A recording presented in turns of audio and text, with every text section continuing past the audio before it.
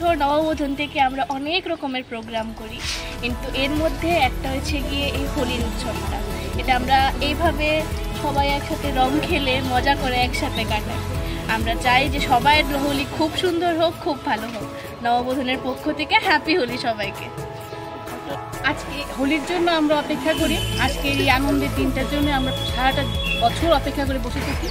তো আজকের আমরা এই দিনটা আনন্দ উল্লাসের মাধ্যমে, রঙের মাধ্যমে আমাদের জীবনটা রঙিন হয়, এর জন্য আমরা খুব উল্লাসিত এবং এভাবে আবির নিয়ে আমরা খেলছি, যাতে সারাটা জীবন আমাদের রঙিনভাবেই আমরা কাটাতে পারি, সবার যাতে ভালো হয় এবং আমরাও যাতে ভালোভাবে আনন্দ করে থাকতে পারি জীবনে।